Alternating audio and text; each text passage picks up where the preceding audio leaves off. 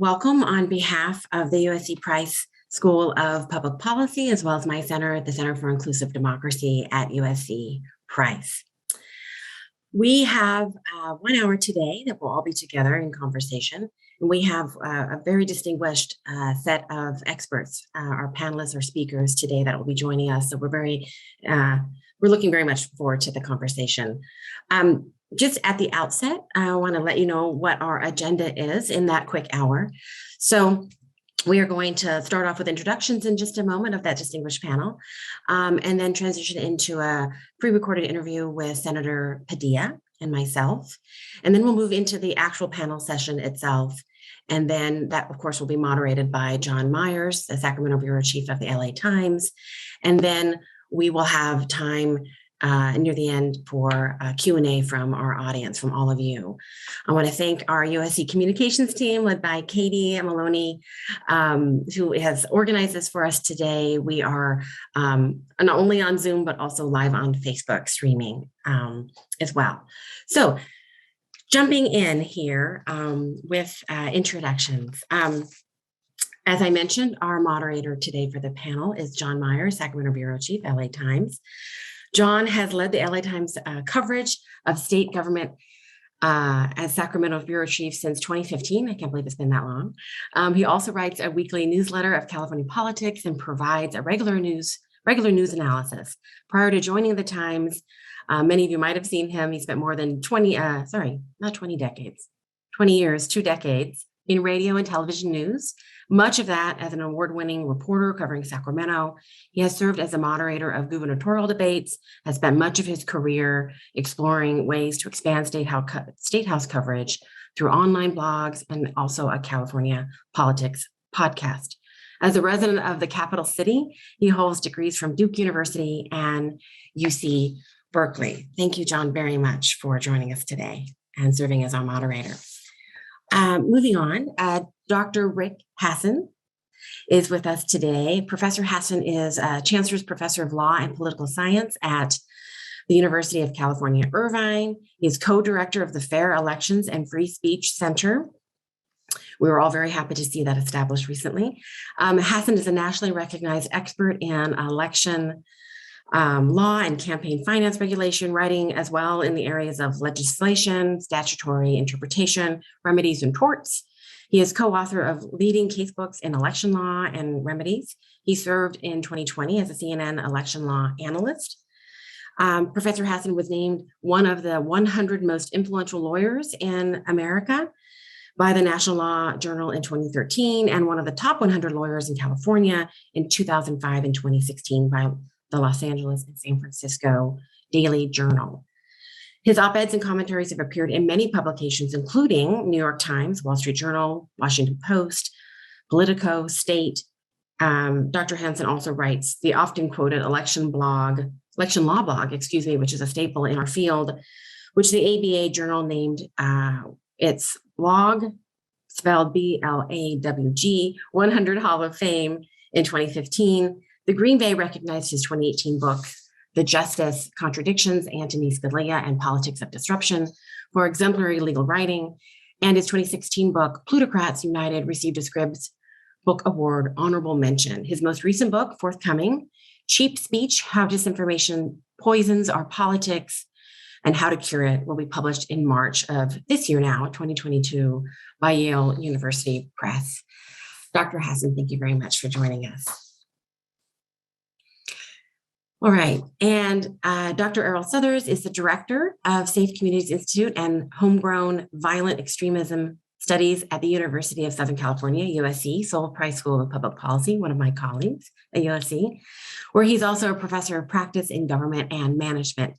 Previously, Dr. Southers also served as California Governor Arnold Schwarzenegger's deputy director in the California Office of Homeland Security, Chief of Homeland Security and Intelligence for the Los Angeles World Airports Police Department, and President Barack Obama's first nominee for Assistant Secretary of the Transportation Security Administration. Before this, Dr. Southers was a special agent with the Federal Bureau of Investigation, FBI, and also worked 7 years as a police officer with the Santa Monica Police Department, lecturing at Joint Chiefs of Staff anti-terrorism seminars, testifying before Congress on Homeland Security matters. Dr. Caesars also was recognized in Security Magazine's top 25 most influential industry thought leaders in the United States, and is a recipient of the Earl Warren Outstanding Public Service Award. He's the author of Homegrown Violent Extremism, a book investigating radicalization, recruitment, and ideological trends in domestic terrorism and extremism. And he's a co-chair of the USC Department of Public Safety Community Advisory Board. And he's also a member of the USA Today Board of Contributors, a senior fellow of UCLA School of Public Affairs, and a visiting fellow of the International Institute of Counterterrorism in Israel. Dr. Caesars, thank you very much for joining us. And certainly, last but not least, Stephen Spalding, we're very fortunate to have as well today. He is the Senior Counsel for Public Policy and Government Affairs at Common Cause, National Common Cause organization, Senior Advisor to the Common Cause President, Karen Hobart Flynn. And most recently, he served as a Senior Elections Counsel to the Committee on House Administration in the U.S. House of Representatives, which has jurisdiction over federal elections.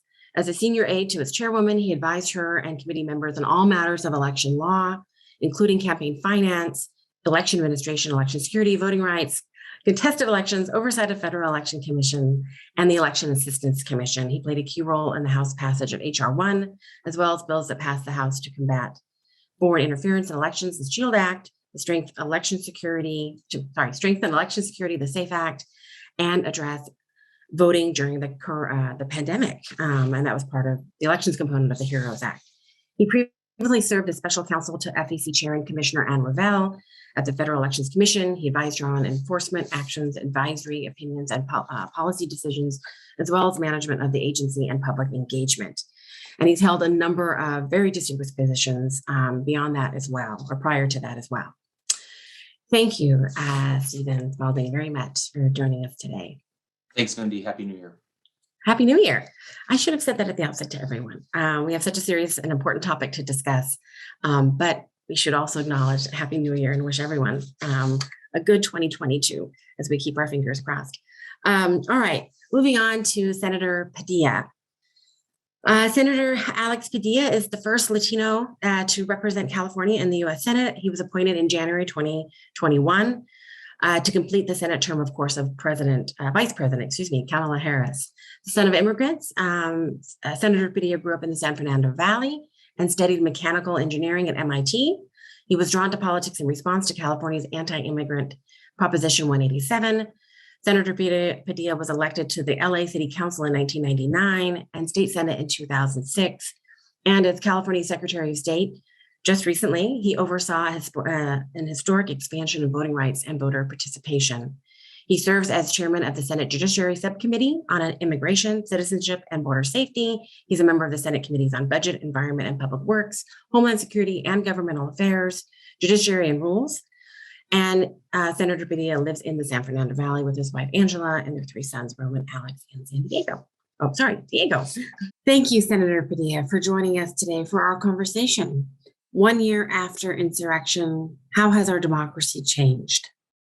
Hi, Mindy, and thank you for having me today.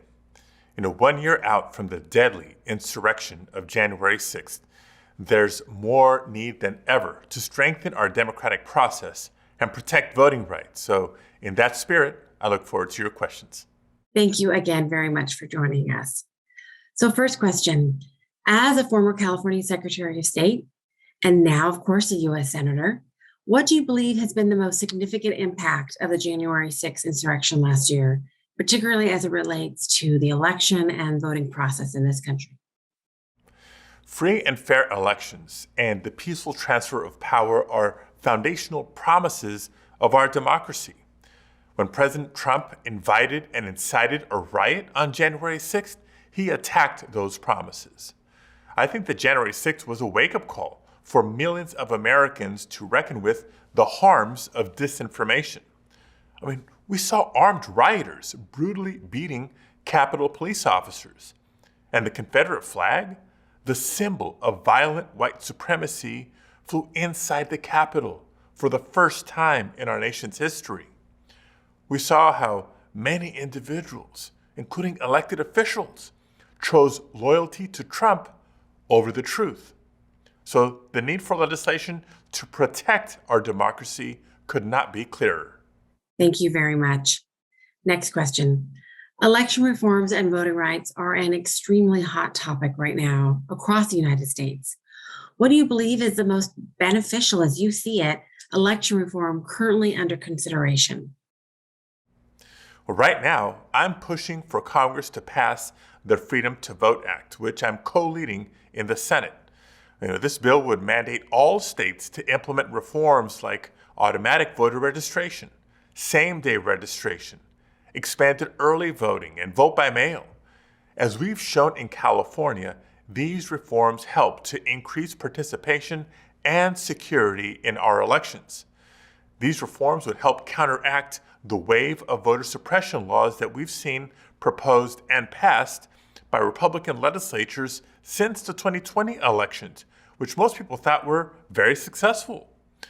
The measures in this bill have been used successfully in blue, red, and purple states, and I believe they should extend to every eligible voter in America. Now, I'm also a co-sponsor of the John Lewis Voting Rights Advancement Act, which would restore much-needed protections against cynical and discriminatory attempts at voter suppression going forward. So yes, we need both the Freedom to Vote Act and the John Lewis Voting Rights Advancement Act. Thank you. Similarly, what, as you see it, is the most worrisome of election reforms currently being debated in this country, either at the state or federal level? Well, the trend that worries me the most is the political and partisan interference in counting votes and certifying elections. For too many years, we've been fighting against voter ID laws, voter purges, and long lines at polling places. We now know, in the weeks leading up to January 6th, that President Trump and his allies were putting pressure on governors, state legislatures, secretaries of state, and local elections officials to alter their vote counts or their certifications. Now, we're seeing Republican state legislatures propose and pass bills that are designed to inject politics and partisanship into the process of election administration. These bills are an all-out attack against the very core of our democratic system. Thank you. As a U.S. Senator, and with the power that comes with making policy at the federal level, what should be the role, do you think, of Congress in assuring elections across the board, across the United States, are free, fair, and accessible to all? As a U.S. Senator, I believe that my job is to make voting easier for all eligible citizens. Voting is a fundamental right, and our democracy is strongest when everyone's voice is included. Since the first passage of the Voting Rights Act in 1965, we've recognized the critical role of the federal government in protecting that right to vote, especially for communities of color. The Voting Rights Act was reauthorized 4 times on a bipartisan basis, often on a nearly unanimous basis. So it's our job to reaffirm that legacy, because your right to vote, access to the ballot, should not depend on your zip code, your income, your race, or your political party. Now, I'm committed to keeping up the fight because future generations and our democracy demand it. Thank you very much for all of your insights today, Senator. We know that you are incredibly busy, particularly right now during this period in our country. We're going to go ahead and let you go and appreciate very much your time again today. All right, so we're going to go ahead and move on to our panel. Now, John Myers, Sacramento Bureau Chief, LA Times. Please go ahead and take it away. Thank you, John. Thank you, Mindy, and hello to everyone. Happy New Year. Thanks for letting me be a part of this conversation. Important topic, huge topic to talk about, and 3 smart folks here who can offer some insights as to kind of where we are and where we go from here. As a reminder to everybody, we probably will have about a half an hour of conversation here, and then your questions will be welcome. And so I saw in the Q&A, people are already putting them in there. That's great. Get your little place in line. We'll try to kind of figure out how many we can get within the time frame we've got. There are a few things out of Senator Padilla's comments that I want to talk about with our panelists, but I want to start with the fundamental question that this event posed in inviting all of you to be a part of it, which is talking about our democracy and how it has changed since the insurrection at the U.S. Capitol on January 6th, which we are just, as you know, 2 days away from that 1 year mark. And so I'm curious, just as a introductory moment from our panelists, about how they see the changes in democracy. And we can talk, about mechanics, we can talk about voting, we can talk about information and disinformation, but the broader topic of our democracy and where it stands and the strength of our democracy, I'm curious to get our panelists to weigh in on. And if I can, Rick Hasen, just because you seem to be closest to me in my box on the little webinar, I'm going to pick on you first. What is your brief take? About where our democracy stands at this point as we come up to this 1 year mark? Well, thanks for the question, John, and thanks to Mindy and to the Price School for having me today. I think our democracy is sick. We're in some trouble. When you think back to 2008, when George W. Bush finished his second term and handed power over to Barack Obama, we went from a conservative Republican to a liberal Democrat. Nobody was asking, we didn't see articles in the newspaper saying, will Bush leave office? Will there be a peaceful transition of power? If you wrote an article like that, you would have been laughed out of town because that's not the United States, right?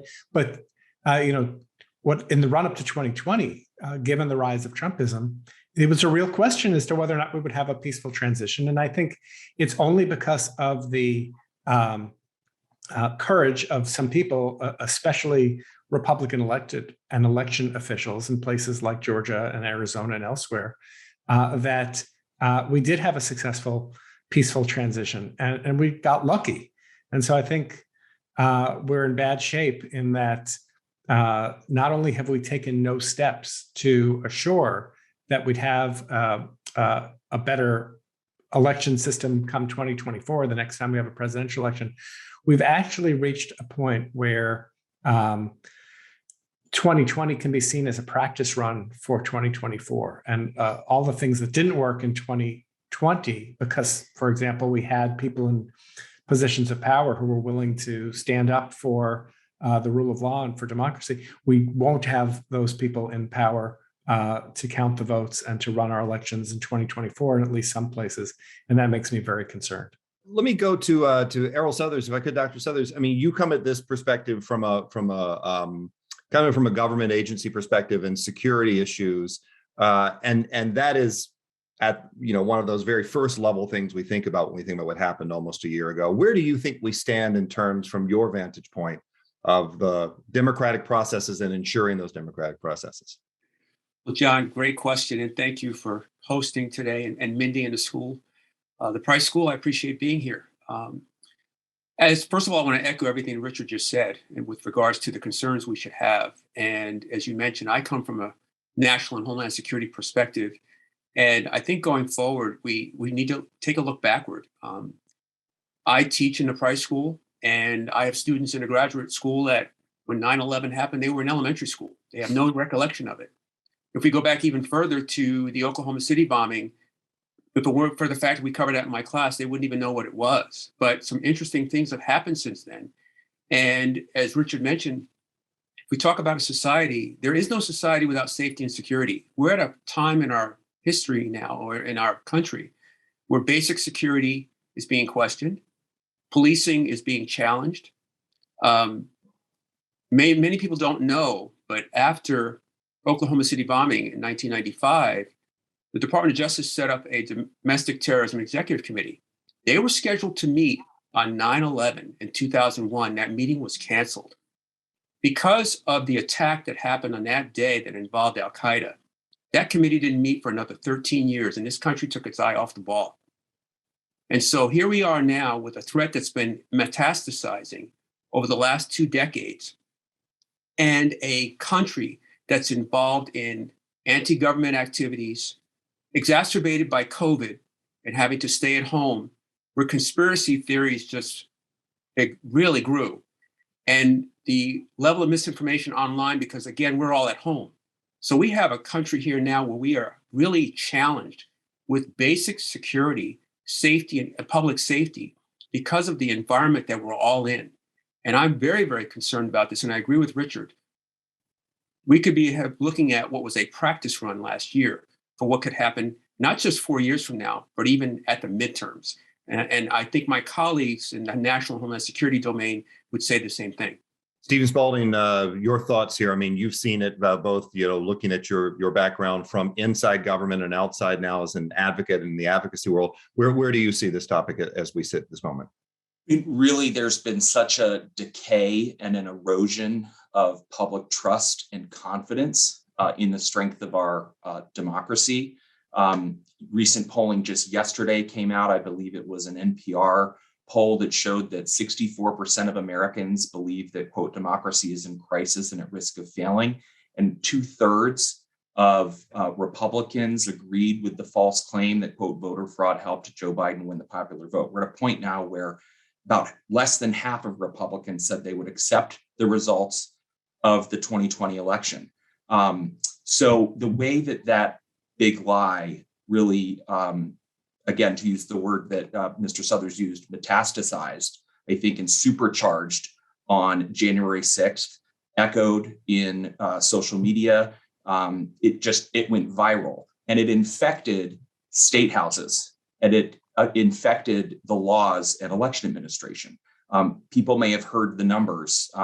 19 states passed 34 votes that actually restrict access to voting, and there were roughly 440 that were introduced. This in a year, last year, 2021, after a record number of voters showed up in 2020, in spite of the deadly pandemic, to cast their votes. The backlash has been to make it harder to vote in many states, and in particular, making it harder for underrepresented populations that have traditionally been kept away from a seat at the table. Black Americans, Brown Americans, Asian Americans, disabled voters. A number of these laws will make it harder, in particular, for all Americans, and those Americans in particular, to make their voices heard at the ballot box. Specifically, the sorts of cutbacks that we saw at the state level, many went after voting by mail, shortening the window to apply for a mail ballot, shortening the deadline to return a ballot, making it harder to remain on vote by mail lists. Of course, famously in Georgia, a state that President Biden carried and that sent 2 Democratic senators to Washington, making it a crime to provide food and water. So the big lie on January 6th has resulted in these laws that, unfortunately, I believe will continue to be a focus of activity as state legislative sessions come into session this month, and something that Americans, I think, increasingly should be concerned about, and just further puts the onus on Congress. We know the House has acted. It passed strong voting rights legislation, the For the People Act, the precursor to the Freedom to Vote Act, the John Lewis Voting Rights Advancement Act, the Protecting Our Democracy Act. Of course, all of these are held up in the Senate. We may see some action this month, but it just puts the onus on Congress to really set fair national standards for the freedom to vote.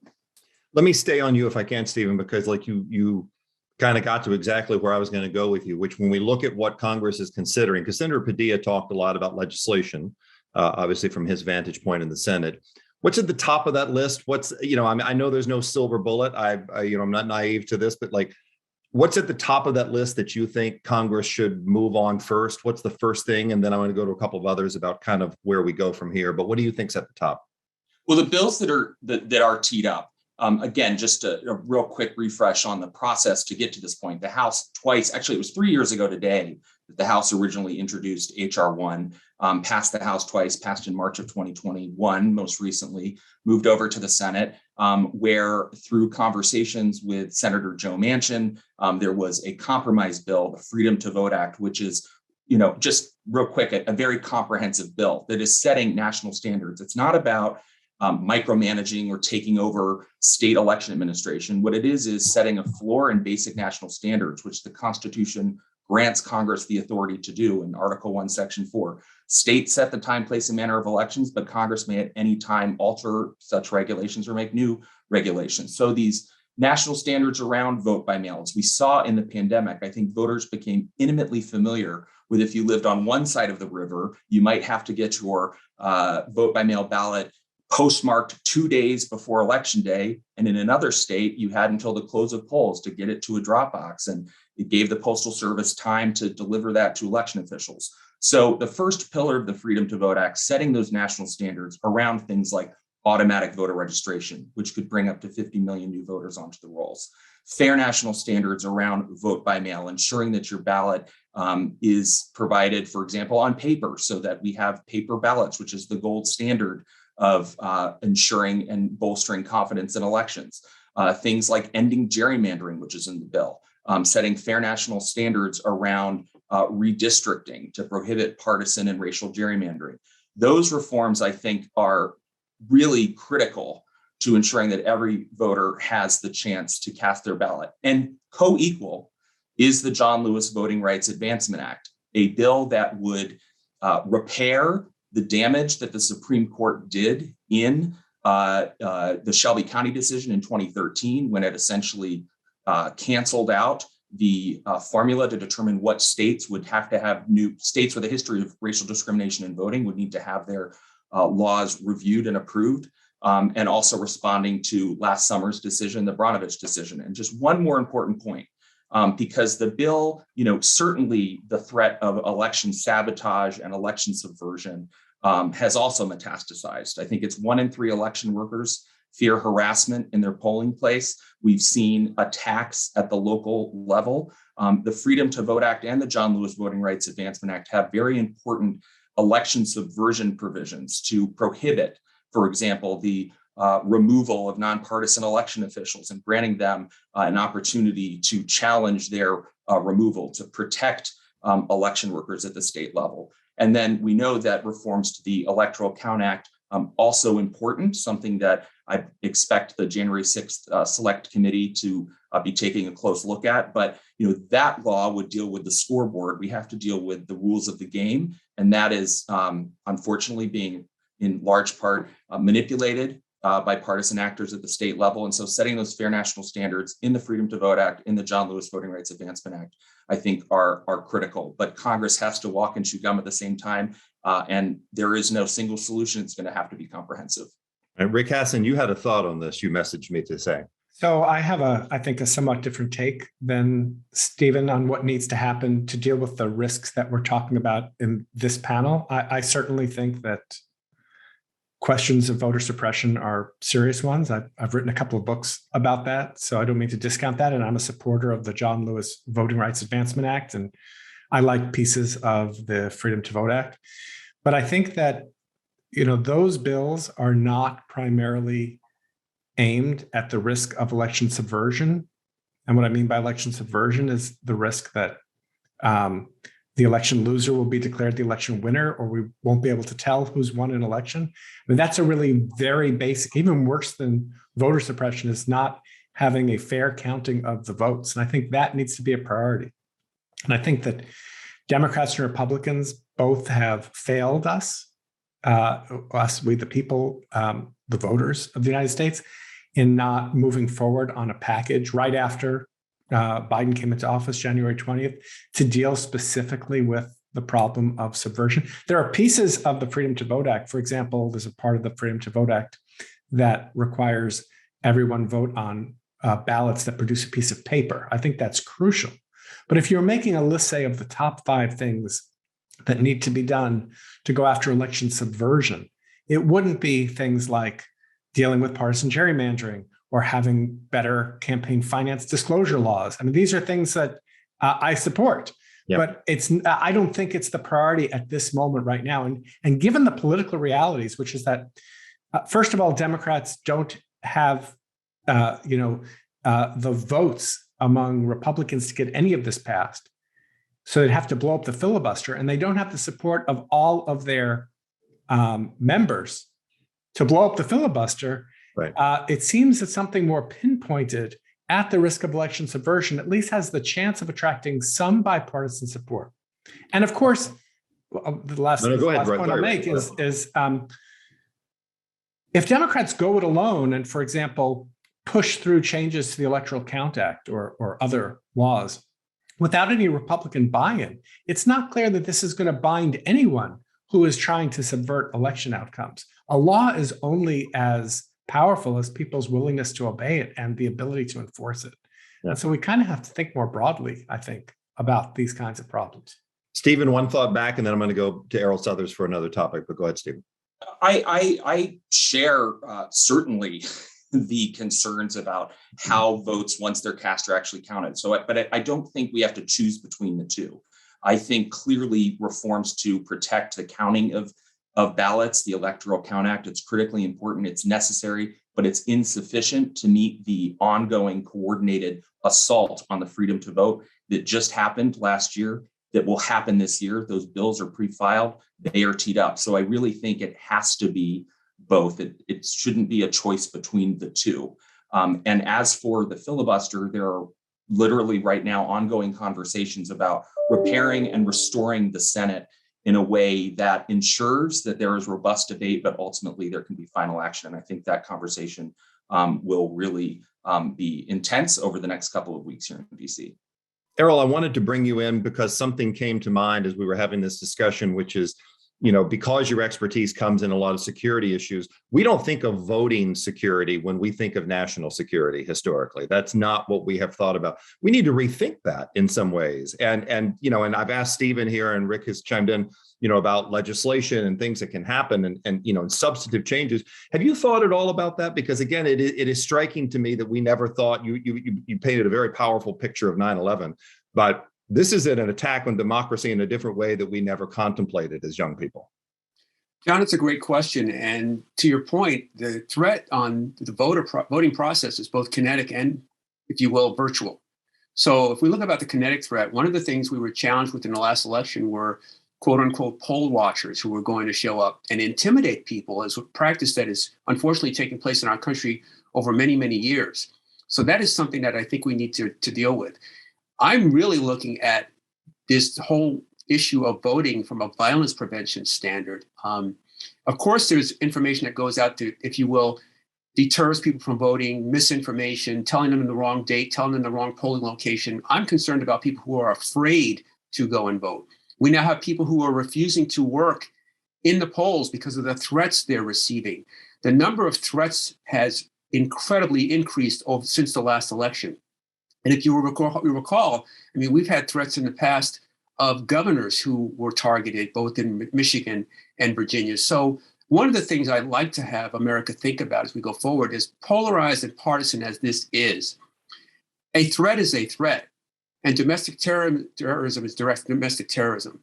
And we need a more fact-based, evidence-based, if you will, analysis to shape policy and to shape the legislation that Stephen's talking about as we go forward. There's a famous data scientist named W. Edwards Deming. He used to say, without data, you're just somebody with an opinion. Well, we have tons of data to show that the threat is real.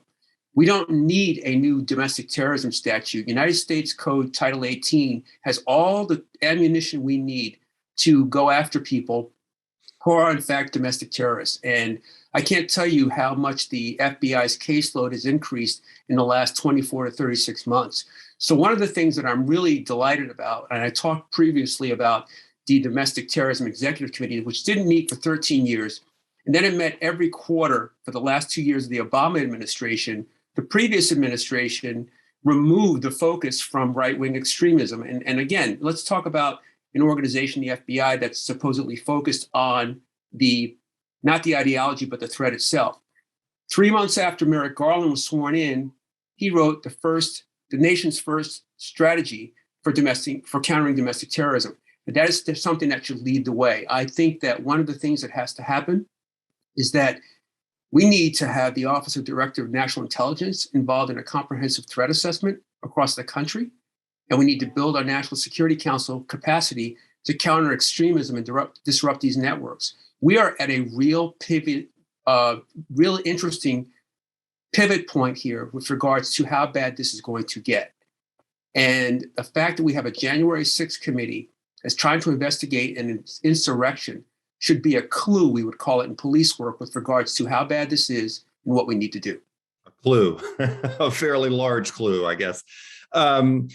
I want to remind the folks who are watching that we're going to get to your questions in a moment, and I can already see from the Q&A there are a whole lots of questions. So just be mindful. We'll get to as many as we can in the time that we've got allotted. But where we are in this conversation now wants me to get to the disinformation and the social media and the big tech questions that we have to talk about, because there are enforcement issues, there are legal issues, there are cultural issues at stake here. And so as you approach that place where disinformation has festered, I mean, I can't think of no other better way to describe it than that. What should we be looking for? And I'm going to throw this to anybody here. So this is kind of the danger of a webinar. All of you start talking at once, but what should we be looking for? Where is your focus when we look at the role and responsibility of tech companies and users of technology and social media and the government? It's that kind of really very complicated place. I got three smart guys here. What do you think? I have a book coming out on this topic, as Mindy mentioned at the top, called Cheap Speech. And as with the problem of election subversion, I think that some of the solutions are legal. And some of the solutions are going to be political. So on the legal side, I think that Congress should pass a law, and states could pass the same kind of laws, making it illegal to lie about when, where, and how people vote. This kind of law preventing deception, I think, would be constitutional under the First Amendment. I'm happy to get into the details if you have questions about that. Unlike a law, for example, that would make lying about, say, an opponent's position on taxes, I think that would probably be unconstitutional. But about the mechanics of voting, I think that it's certainly possible to pass such a law. The problem with that approach, and the problem with using other legal methods like defamation law, as we've seen, to go after some of the lies of 2020 about election machines stealing votes, is that it only deals with part of the problem. And it's very hard to come up with laws that would satisfy the First Amendment and that would be workable, that could actually deal with this problem. There was just reporting today from the Washington Post and ProPublica about Facebook groups and tens of thousands of messages calling into question legitimacy of the election, threatening violence, calling for overthrow of the government. There was an FBI agent who testified to Congress, and I quote in the book, saying, it's very hard to know where advocacy ends and the line when you've crossed into illegal conduct to try and overthrow a government begins. And so much of this has to be pressure on social media companies. Social media companies remove content all the time. It's why our feeds are not filled with pornography and other things that people would find very objectionable. This kind of conduct, this kind of content needs to be removed. I think Facebook and Twitter did a terrible job dealing with Donald Trump's election lies and his attempts to foment unrest.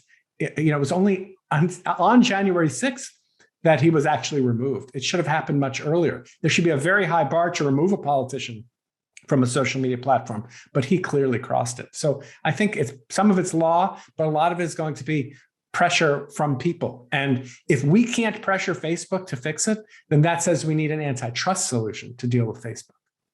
Stephen and Errol, could you weigh in on this as well? And then we'll go to some questions from our audience. First, Stephen, if you're... I completely agree with Professor Hasen. I just would point out the Deceptive Practices and Voter Intimidation Prevention Act, which would get at lies that are spread online about the time, place, or manner of voting, has been incorporated in the Freedom to Vote Act, and it was also in some other pieces of legislation. But more specifically, as Professor Hasen just talked about, the Washington Post ProPublica report today, literally 10,000 posts a day on Facebook groups between Election Day and January 6th, attacking the integrity of the election and calling for political violence went public.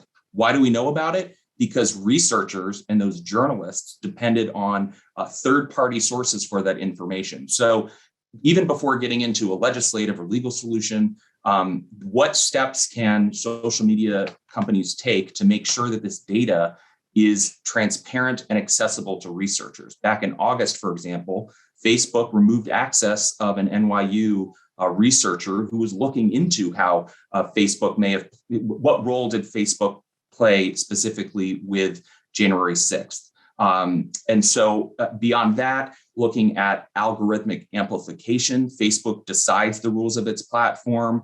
What the platform recommends or shows to you, as Professor Hasen says, it has the tools to demote and deprioritize that content. Ultimately, platforms have proven, though, they cannot regulate themselves to effectively combat disinformation. So while we continue to push for federal legislation, it is going to take, I think, social pressure. And one other point that I just would recommend that I think has been just a resource, especially as we look back at January 6th, my former boss, Congresswoman Zoe Lofgren, put together thousands of posts, thousands of pages of social media posts that members of Congress put out, really questioning the integrity of the 2020 presidential election. And so when it comes to holding our own public officials accountable for the disinformation that they sowed, using that resource and seeing those materials and seeing it all up close, just again, I think is a really important resource as we look back and as the Select Committee continues its efforts to share with the American people the truth of what happened. Yeah. Errol, any thoughts before I go to our questions? Well, I just echo what Stephen just mentioned, but I would say if we have a situation, and I really want to point to what he said with regards to organizations policing themselves. We all know that organizations who investigate themselves rarely find anything wrong. So I'll just say that there are no consequences for their actions. There's no consequences when they don't act. The European Union has taken some really interesting steps with regards to the platforms they have over there, with excessive fines and even removing platforms from the web. There is not a real difficult challenge when you talk to an average person about what's reasonable, and then in my world, what might actually be deemed probable cause. We know what a threat is. And unfortunately now, we're not taking that very seriously. You don't have to go to the dark web or to some 8chan, 4chan, pastebin, some offline site to find the threats that are there. And these companies are not only ignoring them, but promoting them. So as long as we have this online capability, which has just, again, been on steroids for the last 5 to 10 years, with no consequences, this is only going to get worse. And we really need more than a legislative action. We need a more resilient community who understands what misinformation is, makes for a more robust society and a safer community. And that's what we need to do, is educate people and make them more aware. So we've got some good questions from folks who are watching. They're going to make my job awfully easy now, because then I just kind of get to weave us through some of them. And thanks to Katie Maloney at USC, who is who kind of going through some of these and giving them to us. And again, apologies, folks. We won't get to all of them, but I'm sure there are email addresses and ways to get in contact with our panelists after the fact. But one of the first ones that came across was this idea of we're going to get really kind of into the nitty gritty about how elections are run and open source election systems. We've talked about that a lot in this country. And so the question was, could we talk a little bit about them and how we might build trust and transparency by using them? I think that's the questioner's point here, is that would help there. What do we think about the state of open source? There are some places that do it more than others. It's still kind of the unusual flavor of elections here in California. We have a lot of for-profit companies that still provide a lot of the equipment. Stephen, is that something maybe I could ask you about, where you think we are on open source technology and voting these days? And others can join in if they want, but can I start with you? I know that there's certainly been some real innovation around open source, I think particularly actually in California. I would just take a step back and pivot a little bit more to while we are in the system that we're in right now, with actually 3 voting machine vendors essentially cornering roughly 90% of the market. What we need are strong accountability mechanisms for these vendors, transparency behind how these vendors operate, transparency into the systems that are used in election administration. And so that is, again, not to sound like a broken record, it is a piece of federal legislation, not just the Freedom to Vote Act, but it's been included in the SAFE Act and in other pieces of legislation around increasing vendor accountability. Because in part, of course, not to get really into the nitty gritty, but just taxpayer dollars are paying for these systems. It's a very opaque industry. I would encourage viewers to take a look back in January 2020, right before the pandemic really exploded. The House of Representatives, House Administration Committee really held the first ever oversight hearing of election vendors. And you had the three major system CEOs there taking questions from members of Congress, and that record is available. But I think I can't speak to the specifics about open source, although I know there are incredible benefits. But ultimately, right now, given where we are, the system, the vendor accountability is really critical. Let me interject my moderator's privilege here to kind of take something that I thought about open source. We have long said that a strength of American elections is that we have all these separate elections, right? In California, I'm going to do the Russian nesting dolls analogy. Forgive me. In California, I always say, well, we don't have a California election. We have 58 elections because they're done in the counties. Across the country, we say we don't have one election. We have 50 elections because they're done in the states. But the era we're living in suggests some dangers to that. Are the dangers great enough to think about a nationalized kind of system process, or is that still too dangerous because of all the reasons that's been knocked before? I don't know where I should go with this first. I'm looking at the eyes. Boy, nobody's eyes really feel. Oh, maybe Rick's eyes feel like it. But this is a conversation topic we've had in the past as a strength, and I wonder if you think it still is, or perhaps it's a weakness. I think that it's a tough question because there are pluses and minuses, right? So you can imagine a national election system, if it's not truly independent of the executive. What if you have a chief executive, a president, who tries to manipulate the election process on the national level, right? Something, again, we think would be unthinkable in this country, but is quite thinkable now. Alternatively, when you have things hyper decentralized, as we do in the United States, we had a problem recently where a local election official in Colorado gave away software, proprietary software information about voting technology to Mike Lindell, the MyPillow guy, who's one of the leading conspiracy theorists about elections. And the release of this information made election systems vulnerable across the United States. Anyone who uses these kind of voting machines. You can't really have an open source system unless your software is designed so that it's really unhackable for elections. So I think I'm not a technologist, so I can't speak to the details of this, but I do think there are costs associated with full transparency as well, and that transparency is not an unalloyed good, and localism or centralization is not. You have to kind of weigh the risks and benefits across both dimensions. Errol, is there either a benefit or a danger from a security perspective in having a more nationalized system? Either helps you address the problem or everything goes down at once? Whenever I think of obviously decentralizing things does make it somewhat more efficient normally. When I think of elections, I don't think that way. I think that it's really embarrassing that there are third world countries who have more efficient elections than we do. I think that this might be a time to really look at a nationalized system. I think it's a way to perhaps collect the data more quickly, to analyze it more quickly, and to make sure it's all comprehensive with regards to the security measures that are in place. 50 different states holding elections, meaning 50 different states have security protocols that are all different. Not to say one is better than the other, but they're all different. And so that's why we wind up with a situation like we had in this past election, where states are challenging how good it was. So this is a time where I would suggest that centralization might be a better remedy, and federalization might be a better remedy with regards to election security, because then we have one system, one process. Other countries seem to be able to do it, and why can't we? Also going to use my moderator's prerogative to make an observation on this point too, because I talk to election officials so often, especially on the local level. So I'm going to make the pitch they would normally make. There are lots of things they could do if we funded elections better in this country, both in California and around the country. Especially here in California, we see lots of mandates on how to run the elections without any money to actually conduct that. And so that seems to always be an issue. So one of our questioners asked something that's kind of interesting here that I'm going to throw open. And again, forgive me, just guess we could do the real raised hand function, but Rick was so good when he put his hand up. I like that.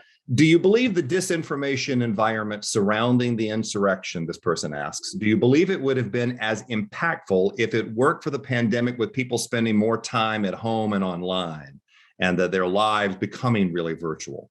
Do you believe there's an element to that the pandemic was a perfect storm? Yes, sir, Errol. Thank you for the hand.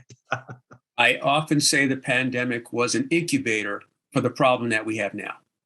You have a very interesting, diverse collection of extremist groups and organizations and ideologies that essentially coalesced under the banner of COVID.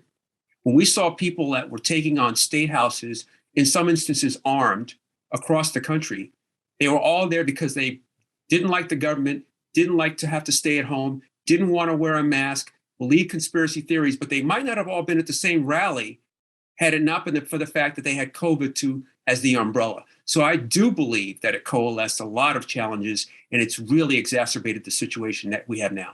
This is a question, and again, we're just kind of getting on the home stretch here of our conversation. One question that came in that I thought might, it plays off of what we talked earlier about social media. This viewer asked that they heard the panelists mention social media companies need to take a stronger role in removing content without changing the existing laws. But this person asked, if that happens, do you think the content just moves to other platforms other than Facebook and Twitter, and platforms that choose not to apply the same standards, that they'll just let it go there? I mean, it's kind of the, squeezing the air through the balloon kind of idea.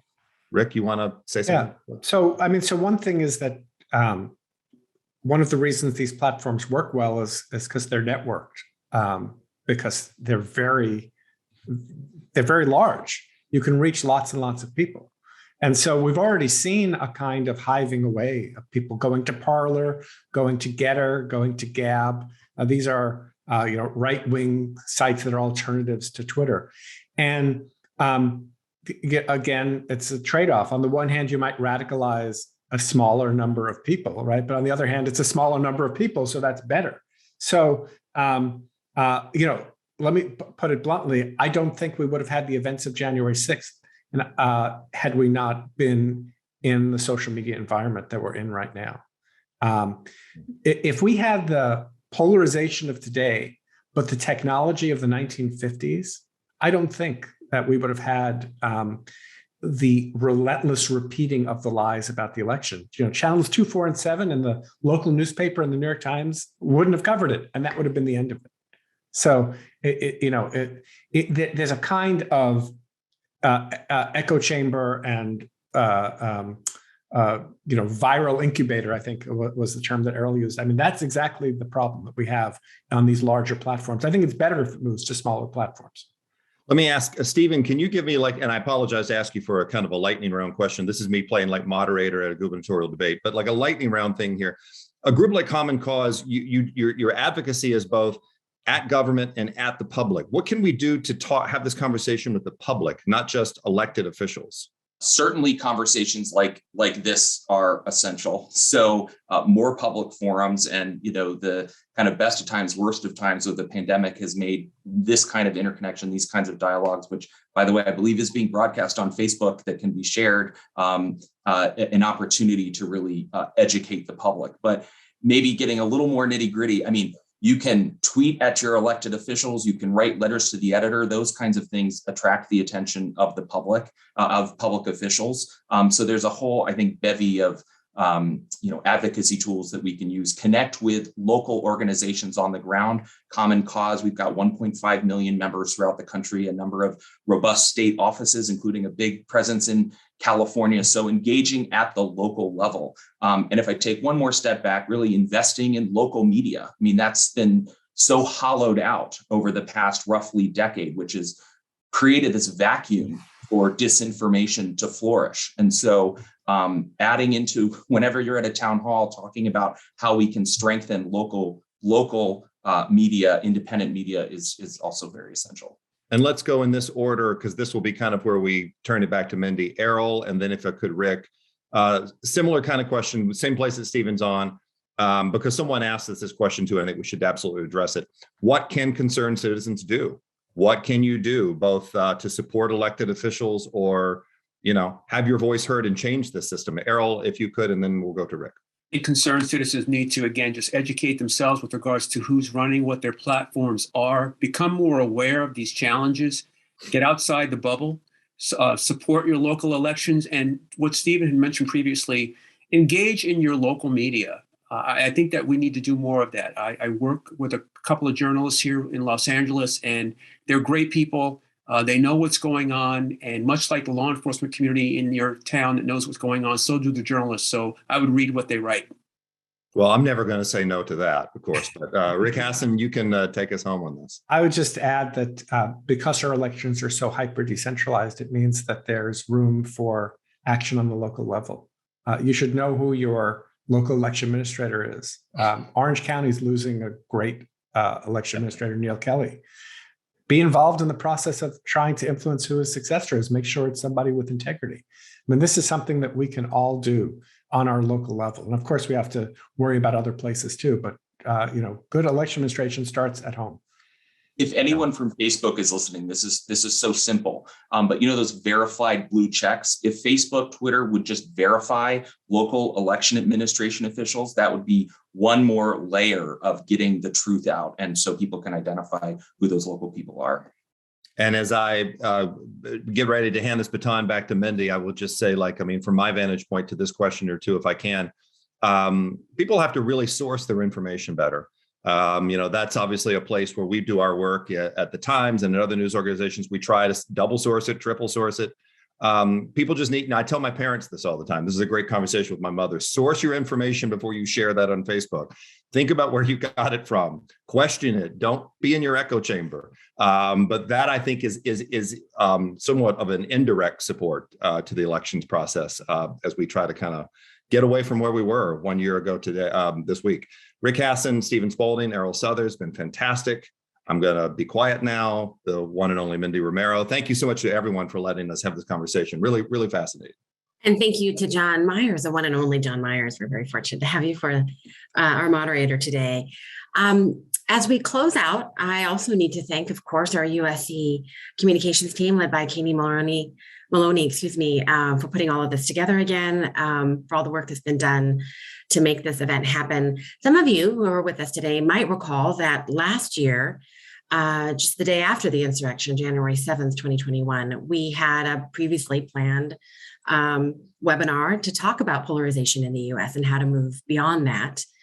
And we were sadly faced with, the morning after talking about the events of January 6th. And so we've taken it now forward to talk about where we're at 1 year later. And I think it's clear that with the conversation we've had today, that not only, I hope for everybody, it was interesting, it was informative, but clearly there's much work to be done, right? This was not a historical lesson today to talk about what happened a year ago. It was a conversation to talk about where we're at, clearly the factors that led into January 6th, the impact of January 6th, and all of the work legally, politically, and at a societal level. And I hope you all feel that you've received some tools today to be able to do the work yourselves as individuals and whatever roles you play in this field. So on that note, this video will be available on the Price website. We'll be tweeting it out, putting it on Facebook, all of that. Put it on my center's website, Center for Inclusive Democracy. So hopefully one step you can take is to share this. If you found this a useful conversation, please share it widely. It's an hour, short and sweet, and hopefully helpful to all those that you might share it with. So thank you again, panelists, Errol, Rick, and Stephen, for all of your expertise. And of course, we want to thank, last but not least, Senator Padilla, who joined us as well. Thank you, everyone. Have a good day and Happy New Year.